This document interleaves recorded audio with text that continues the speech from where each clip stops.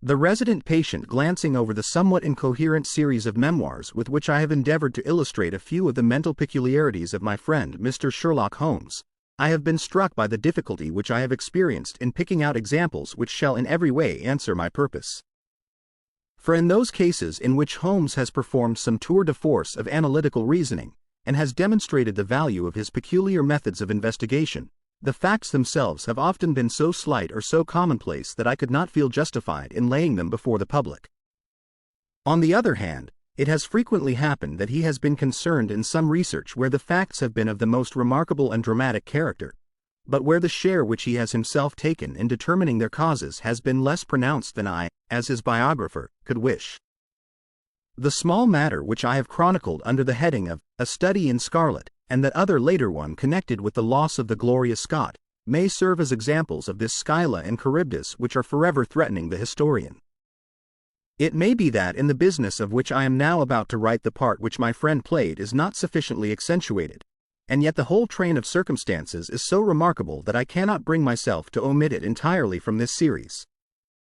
It had been a close, rainy day in October. Our blinds were half drawn, and Holmes lay curled upon the sofa, reading and rereading a letter which he had received by the morning post. For myself, my term of service in India had trained me to stand heat better than cold, and a thermometer of 90 was no hardship. But the paper was uninteresting. Parliament had risen. Everybody was out of town, and I yearned for the glades of the New Forest or the shingle of South Sea. A depleted bank account had caused me to postpone my holiday, and as to my companion, neither the country nor the sea presented the slightest attraction to him. He loved to lie in the very center of 5 millions of people, with his filaments stretching out and running through them, responsive to every little rumor or suspicion of unsolved crime. Appreciation of nature found no place among his many gifts, and his only change was when he turned his mind from the evil doer of the town to track down his brother of the country. I cannot be sure of the exact date, for some of my memoranda upon the matter have been mislaid, but it must have been towards the end of the first year during which Holmes and I shared chambers in Baker Street. It was boisterous October weather, and we had both remained indoors all day, I because I feared with my shaken health to face the keen autumn wind, while he was deep in some of those abstruse chemical investigations which absorbed him utterly as long as he was engaged upon them. Towards evening, however, the breaking of a test tube brought his research to a premature ending, and he sprang up from his chair with an exclamation of impatience and a clouded brow. "A day's work ruined, Watson," said he, striding across to the window. "Ha! The stars are out and the wind has fallen. What do you say to a ramble through London?" I was weary of our little sitting room and gladly acquiesced. For 3 hours we strolled about together, watching the ever-changing kaleidoscope of life as it ebbs and flows through Fleet Street and the Strand. His characteristic talk, with its keen observance of detail and subtle power of inference, held me amused and enthralled. It was 10 o'clock before we reached Baker Street again. A brougham was waiting at our door. "Hum! A doctor's, general practitioner, I perceive," said Holmes. "Not been long in practice, but has had a good deal to do. Come to consult us, I fancy. Lucky we came back." I was sufficiently conversant with Holmes's methods to be able to follow his reasoning, and to see that the nature and state of the various medical instruments in the wicker basket which hung in the lamplight inside the brougham had given him the data for his swift deduction. The light in our window above showed that this late visit was indeed intended for us. With some curiosity as to what could have sent a brother medico to us at such an hour, I followed Holmes into our sanctum. A pale, taper-faced man with sandy whiskers rose up from a chair by the fire as we entered. His age may not have been more than 3 or 4 and 30, but his haggard expression and unhealthy hue told of a life which has sapped his strength and robbed him of his youth. His manner was nervous and shy, like that of a sensitive gentleman, and the thin white hand which he laid on the mantelpiece as he rose was that of an artist rather than of a surgeon. His dress was quiet and somber, a black frock coat, dark trousers, and a touch of color about his necktie. "Good evening, Doctor," said Holmes, cheerily. "I am glad to see that you have only been waiting a very few minutes." "You spoke to my coachman, then?" "No, it was the candle on the side table that told me. Pray resume your seat and let me know how I can serve you." "My name is Dr. Percy Trevelyan," said our visitor, "and I live at 403 Brook Street." "Are you not the author of a monograph upon obscure nervous lesions?" I asked. His pale cheeks flushed with pleasure at hearing that his work was known to me. "I so seldom hear of the work that I thought it was quite dead," said he. "My publishers gave me a most discouraging account of its sale." "You are yourself, I presume, a medical man?" "A retired army surgeon. My own hobby has always been nervous disease. I should wish to make it an absolute specialty, but, of course, a man must take what he can get at first. This, however, is beside the question, Mr. Sherlock Holmes, and I quite appreciate how valuable your time is. The fact is that a very singular train of events has occurred recently at my house in Brook Street, and tonight they came to such a head that I felt it was quite impossible for me to wait another hour before asking for your advice and assistance." Sherlock Holmes sat down and lit his pipe. "You are very welcome to both," said he. "Pray let me have a detailed account of what the circumstances are which have disturbed you." "One or two of them are so trivial," said Dr. Trevelyan, "that really I am almost ashamed to mention them. But the matter is so inexplicable, and the recent turn which it has taken is so elaborate, that I shall lay it all before you, and you shall judge what is essential and what is not. I am compelled, to begin with, to say something of my own college career.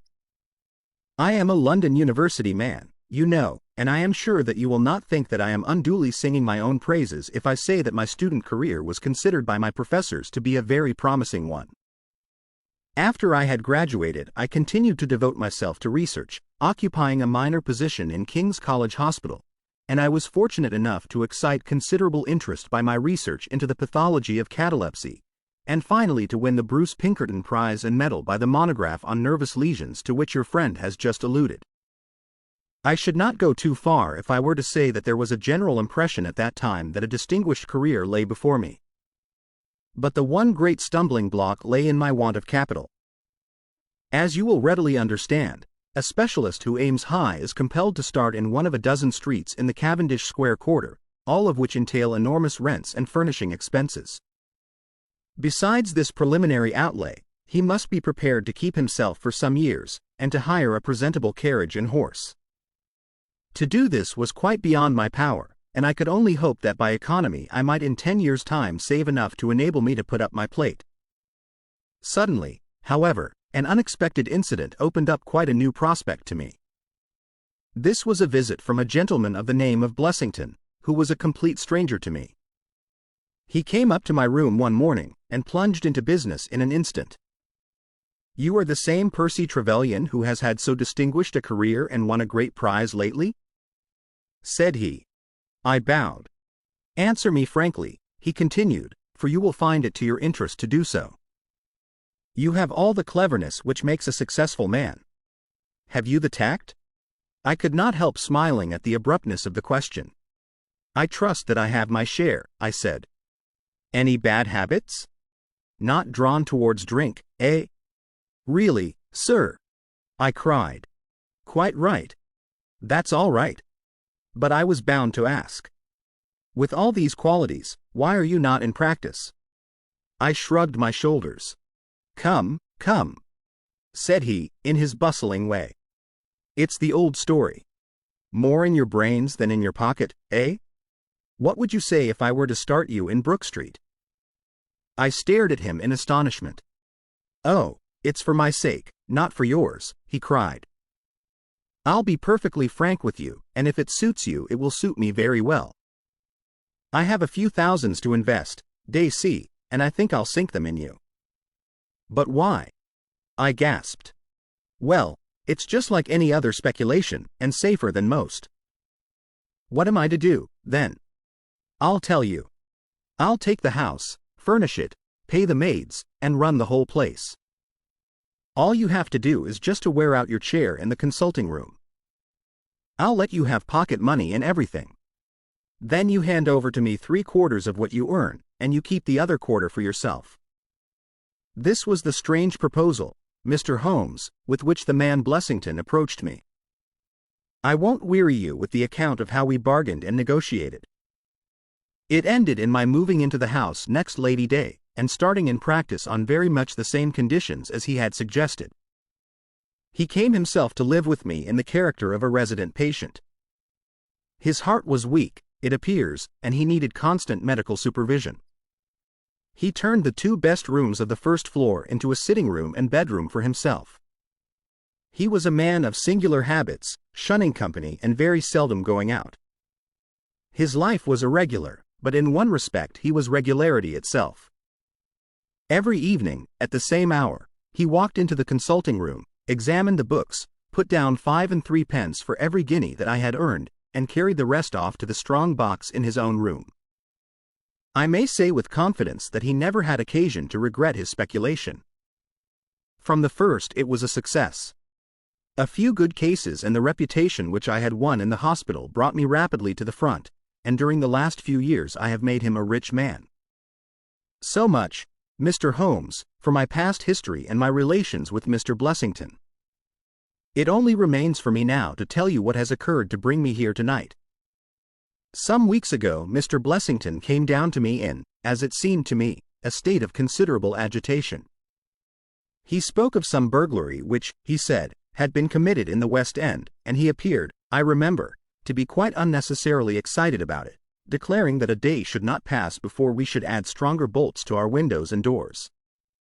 For a week he continued to be in a peculiar state of restlessness, peering continually out of the windows, and ceasing to take the short walk which had usually been the prelude to his dinner. From his manner it struck me that he was in mortal dread of something or somebody, but when I questioned him upon the point he became so offensive that I was compelled to drop the subject. Gradually, as time passed, his fears appeared to die away, and he had renewed his former habits, when a fresh event reduced him to the pitiable state of prostration in which he now lies. What happened was this. 2 days ago I received the letter which I now read to you. Neither address nor date is attached to it. A Russian nobleman who is now resident in England, it runs, would be glad to avail himself of the professional assistance of Dr. Percy Trevelyan.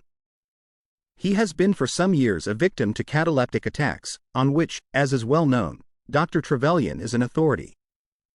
He proposes to call at about 6:15 tomorrow evening, if Dr. Trevelyan will make it convenient to be at home. This letter interested me deeply, because the chief difficulty in the study of catalepsy is the rareness of the disease. You may believe, then, that I was in my consulting room when, at the appointed hour, the page showed in the patient.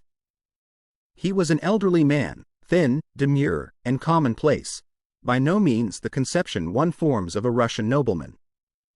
I was much more struck by the appearance of his companion. This was a tall young man, surprisingly handsome, with a dark, fierce face, and the limbs and chest of a Hercules. He had his hand under the other's arm as they entered, and helped him to a chair with a tenderness which one would hardly have expected from his appearance. "You will excuse my coming in, doctor," said he to me, speaking English with a slight lisp. "This is my father, and his health is a matter of the most overwhelming importance to me." I was touched by this filial anxiety. "You would, perhaps, care to remain during the consultation?" said I. "Not for the world," he cried with a gesture of horror. "It is more painful to me than I can express. If I were to see my father in one of these dreadful seizures, I am convinced that I should never survive it. My own nervous system is an exceptionally sensitive one. With your permission, I will remain in the waiting room while you go into my father's case." To this, of course, I assented, and the young man withdrew. The patient and I then plunged into a discussion of his case, of which I took exhaustive notes. He was not remarkable for intelligence, and his answers were frequently obscure, which I attributed to his limited acquaintance with our language. Suddenly, however, as I sat writing, he ceased to give any answer at all to my inquiries, and on my turning towards him I was shocked to see that he was sitting bolt upright in his chair, staring at me with a perfectly blank and rigid face. He was again in the grip of his mysterious malady. My first feeling, as I have just said, was one of pity and horror. My second, I fear, was rather one of professional satisfaction. I made notes of my patient's pulse and temperature, tested the rigidity of his muscles, and examined his reflexes. There was nothing markedly abnormal in any of these conditions, which harmonized with my former experiences. I had obtained good results in such cases by the inhalation of nitrite of amyl, and the present seemed an admirable opportunity of testing its virtues. The bottle was downstairs in my laboratory, so leaving my patient seated in his chair, I ran down to get it. There was some little delay in finding it, 5 minutes, let us say, and then I returned. Imagine my amazement to find the room empty and the patient gone. Of course, my first act was to run into the waiting room. The son had gone also. The hall door had been closed, but not shut. My page who admits patients is a new boy and by no means quick. He waits downstairs and runs up to show patients out when I ring the consulting room bell. He had heard nothing, and the affair remained a complete mystery. Mr. Blessington came in from his walk shortly afterwards, but I did not say anything to him upon the subject, for, to tell the truth, I have got in the way of late of holding as little communication with him as possible. Well, I never thought that I should see anything more of the Russian and his son, so you can imagine my amazement when, at the very same hour this evening, they both came marching into my consulting room, just as they had done before. I feel that I owe you a great many apologies for my abrupt departure yesterday, doctor, said my patient. I confess that I was very much surprised at it, said I. Well, the fact is, he remarked, that when I recover from these attacks my mind is always very clouded as to all that has gone before. I woke up in a strange room, as it seemed to me, and made my way out into the street in a sort of dazed way when you were absent. And I, said the son, seeing my father pass the door of the waiting room, naturally thought that the consultation had come to an end. It was not until we had reached home that I began to realize the true state of affairs. Well, said I, laughing, there is no harm done except that you puzzled me terribly. So if you, sir, would kindly step into the waiting room, I shall be happy to continue our consultation which was brought to so abrupt an ending. For half an hour or so I discussed that old gentleman's symptoms with him, and then, having prescribed for him, I saw him go off upon the arm of his son. I have told you that Mr. Blessington generally chose this hour of the day for his exercise. He came in shortly afterwards and passed upstairs. An instant later I heard him running down, and he burst into my consulting room like a man who is mad with panic. "Who has been in my room?" he cried. "No one," said I. "It's a lie," he yelled. "Come up and look." I passed over the grossness of his language, as he seemed half out of his mind with fear. When I went upstairs with him he pointed to several footprints upon the light carpet. "Do you mean to say those are mine?" he cried. They were certainly very much larger than any which he could have made, and were evidently quite fresh. It rained hard this afternoon, as you know, and my patients were the only people who called. It must have been the case, then, that the man in the waiting room had, for some unknown reason, while I was busy with the other, ascended to the room of my resident patient. Nothing has been touched or taken, but there were the footprints to prove that the intrusion was an undoubted fact. Mr. Blessington seemed more excited over the matter than I should have thought possible, though of course it was enough to disturb anybody's peace of mind. He actually sat crying in an armchair, and I could hardly get him to speak coherently.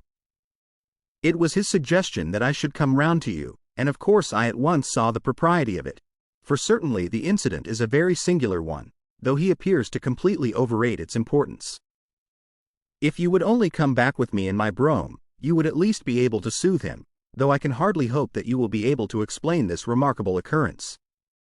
Sherlock Holmes had listened to this long narrative with an intentness which showed me that his interest was keenly aroused. His face was as impassive as ever, but his lids had drooped more heavily over his eyes, and his smoke had curled up more thickly from his pipe to emphasize each curious episode in the doctor's tale. As our visitor concluded, Holmes sprang up without a word, handed me my hat, picked his own from the table, and followed Dr. Trevelyan to the door. Within a quarter of an hour we had been dropped at the door of the physician's residence in Brook Street, one of those somber, flat-faced houses which one associates with a West End practice.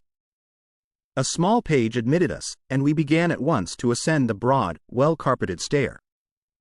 But a singular interruption brought us to a standstill. The light at the top was suddenly whisked out, and from the darkness came a reedy, quivering voice. "I have a pistol," it cried. "I give you my word that I'll fire if you come any nearer." "This really grows outrageous, Mr. Blessington," cried Dr. Trevelyan. "Oh, then it is you, Doctor," said the voice, with a great heave of relief. "But those other gentlemen, are they what they pretend to be?" We were conscious of a long scrutiny out of the darkness. Yes, it's all right," said the voice at last. "You can come up, and I am sorry if my precautions have annoyed you." He relit the stair-gas as he spoke, and we saw before us a singular-looking man, whose appearance, as well as his voice, testified to his jangled nerves. He was very fat, but had apparently at some time been much fatter, so that the skin hung about his face in loose pouches, like the cheeks of a bloodhound. He was of a sickly color, and his thin, sandy hair seemed to bristle up with the intensity of his emotion. In his hand he held a pistol, but he thrust it into his pocket as we advanced. "Good evening, Mr. Holmes," said he. "I am sure I am very much obliged to you for coming round. No one ever needed your advice more than I do. I suppose that Dr. Trevelyan has told you of this most unwarrantable intrusion into my rooms." "Quite so," said Holmes. "Who are these two men, Mr. Blessington, and why do they wish to molest you?" Well, said the resident patient, in a nervous fashion, "of course it is hard to say that." "You can hardly expect me to answer that, Mr. Holmes. Do you mean that you don't know? Come in here, if you please. Just have the kindness to step in here." He led the way into his bedroom, which was large and comfortably furnished. "You see that," said he, pointing to a big black box at the end of his bed. "I have never been a very rich man, Mr. Holmes, never made but one investment in my life, as Dr. Trevelyan would tell you. But I don't believe in bankers. I would never trust a banker, Mr. Holmes. Between ourselves, what little I have is in that box, so you can understand what it means to me when unknown people force themselves into my rooms." Holmes looked at Blessington in his questioning way and shook his head. "I cannot possibly advise you if you try to deceive me," said he. "But I have told you everything." Holmes turned on his heel with a gesture of disgust. "Good night, Dr. Trevelyan," said he. "And no advice for me?" cried Blessington, in a breaking voice. "My advice to you, sir, is to speak the truth." A minute later we were in the street and walking for home. We had crossed Oxford Street and were halfway down Harley Street before I could get a word from my companion. "Sorry to bring you out on such a fool's errand, Watson," he said at last. "It is an interesting case, too, at the bottom of it." "I can make little of it," I confessed. "Well, it is quite evident that there are two men, more, perhaps, but at least two, who are determined for some reason to get at this fellow Blessington. I have no doubt in my mind that both on the first and on the second occasion that young man penetrated to Blessington's room, while his confederate, by an ingenious device, kept the doctor from interfering." "And the catalepsy?" "A fraudulent imitation, Watson, though I should hardly dare to hint as much to our specialist. It is a very easy complaint to imitate. I have done it myself." "And then?" "By the purest chance Blessington was out on each occasion. Their reason for choosing so unusual an hour for a consultation was obviously to ensure that there should be no other patient in the waiting room. It just happened, however, that this hour coincided with Blessington's constitutional, which seems to show that they were not very well acquainted with his daily routine. Of course, if they had been merely after plunder, they would at least have made some attempt to search for it. Besides, I can read in a man's eye when it is his own skin that he is frightened for.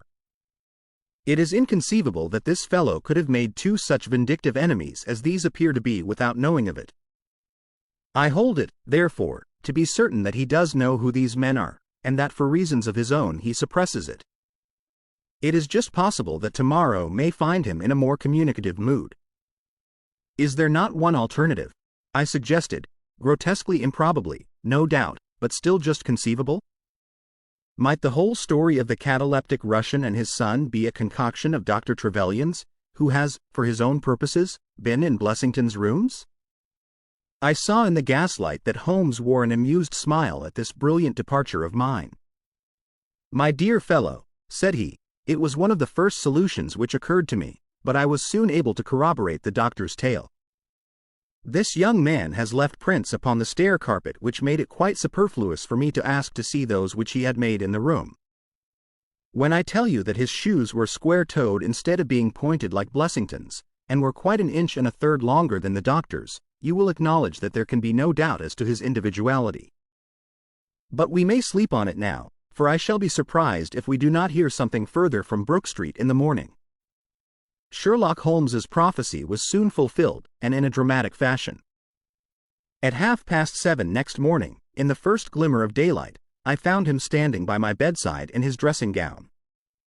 "There's a brougham waiting for us, Watson," said he. "What's the matter, then?" "The Brook Street business."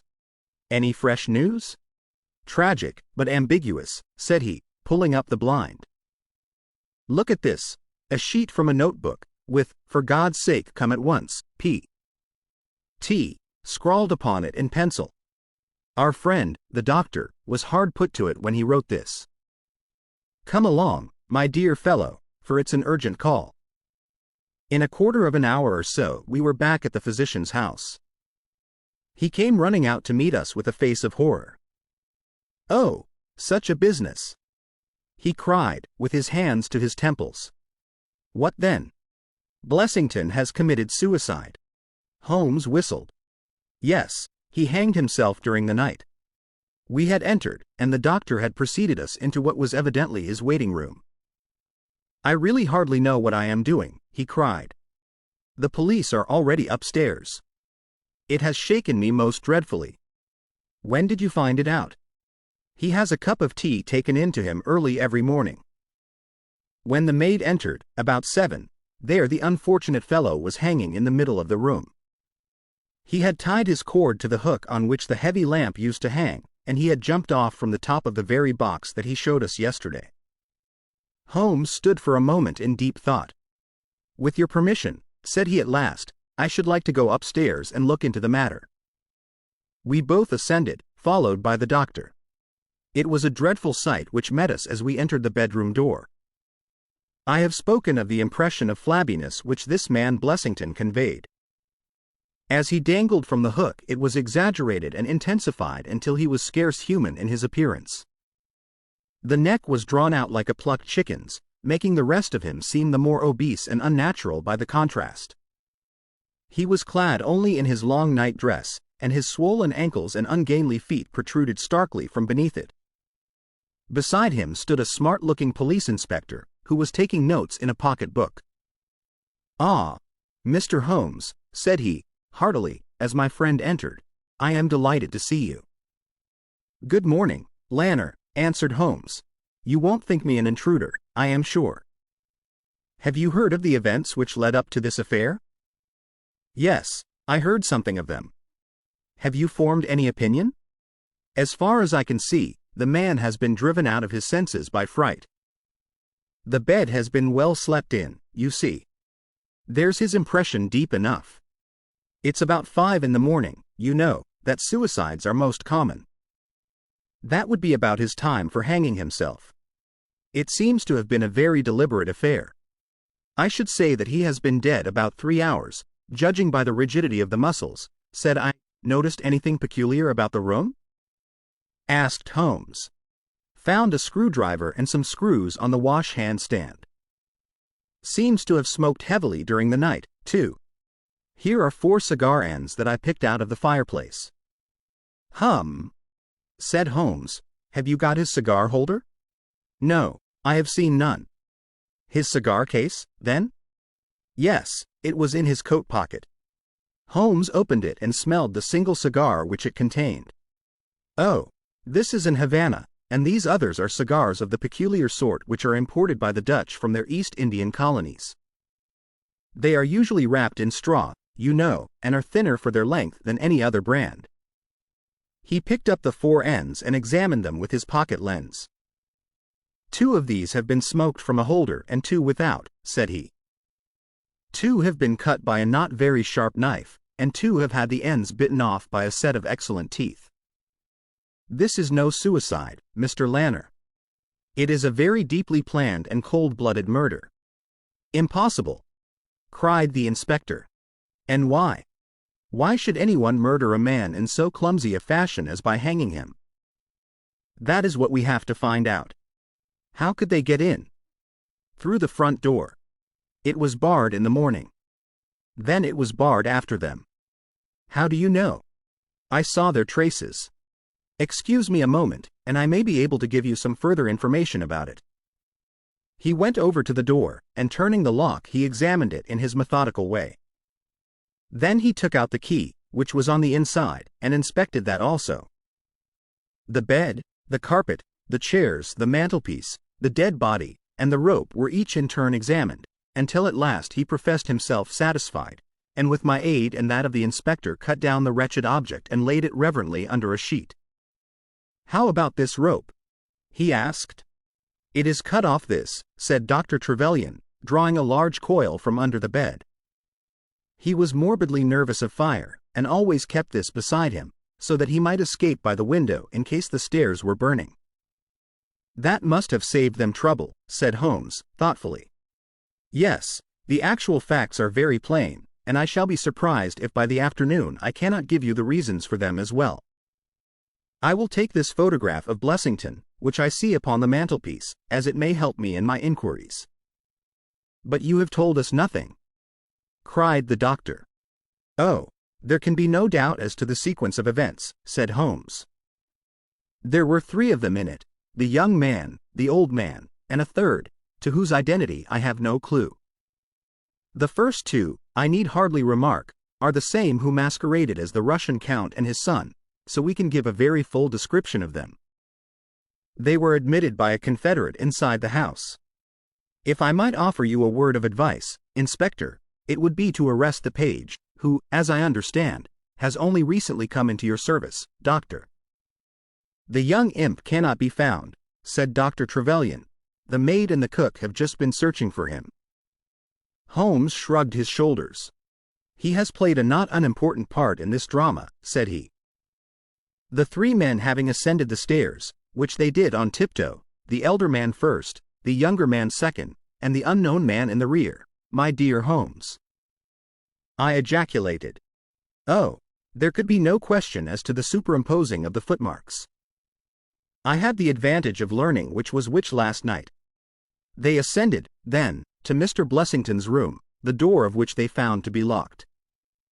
With the help of a wire, however, they forced round the key. Even without the lens you will perceive, by the scratches on this ward, where the pressure was applied. On entering the room their first proceeding must have been to gag Mr. Blessington. He may have been asleep, or he may have been so paralyzed with terror as to have been unable to cry out. These walls are thick, and it is conceivable that his shriek, if he had time to utter one, was unheard. Having secured him, it is evident to me that a consultation of some sort was held. Probably it was something in the nature of a judicial proceeding. It must have lasted for some time, for it was then that these cigars were smoked. The older man sat in that wicker chair. It was he who used the cigar holder. The younger man sat over yonder. He knocked his ash off against the chest of drawers. The third fellow paced up and down. Blessington, I think, sat upright in the bed, but of that I cannot be absolutely certain. Well, it ended by their taking Blessington and hanging him. The matter was so prearranged that it is my belief that they brought with them some sort of block or pulley which might serve as a gallows. That screwdriver and those screws were, as I conceive, for fixing it up. Seeing the hook, however, they naturally saved themselves the trouble.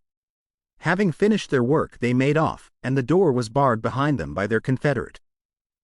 We had all listened with the deepest interest to this sketch of the night's doings, which Holmes had deduced from signs so subtle and minute that, even when he had pointed them out to us, we could scarcely follow him in his reasoning. The inspector hurried away on the instant to make inquiries about the page, while Holmes and I returned to Baker Street for breakfast. "I'll be back by 3, said he, when we had finished our meal. Both the inspector and the doctor will meet me here at that hour, and I hope by that time to have cleared up any little obscurity which the case may still present."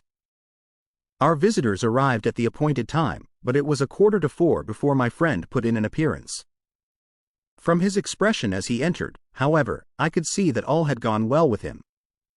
"Any news, Inspector?" "We have got the boy, sir." "Excellent, and I have got the men." "You have got them," we cried, all three. "Well, at least I have got their identity. This so-called Blessington is, as I expected, well known at headquarters, and so are his assailants. Their names are Biddle, Hayward, and Moffat." "The Worthington Bank gang," cried the inspector. "Precisely," said Holmes. "Then Blessington must have been Sutton." "Exactly," said Holmes. "Why, that makes it as clear as crystal," said the inspector. But Trevelyan and I looked at each other in bewilderment.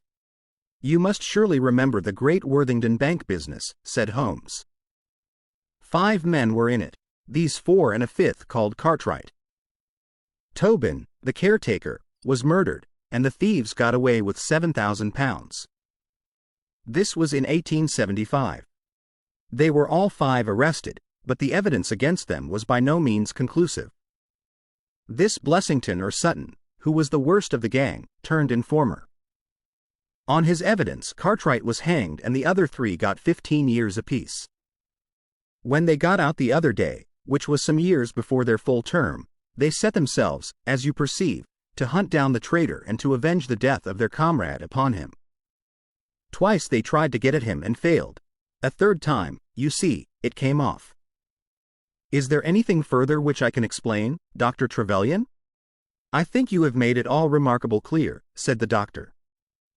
No doubt the day on which he was perturbed was the day when he had seen of their release in the newspapers. Quite so.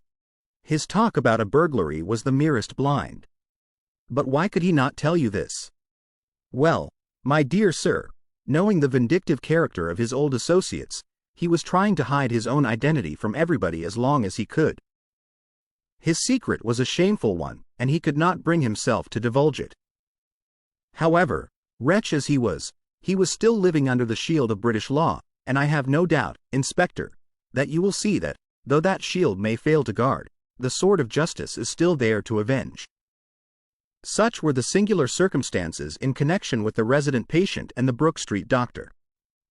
From that night nothing has been seen of the 3 murderers by the police, and it is surmised at Scotland Yard that they were among the passengers of the ill-fated steamer Nora Creina, which was lost some years ago with all hands upon the Portuguese coast, some leagues to the north of Oporto. The proceedings against the page broke down for want of evidence, and the Brook Street mystery, as it was called, has never until now been fully dealt with in any public print.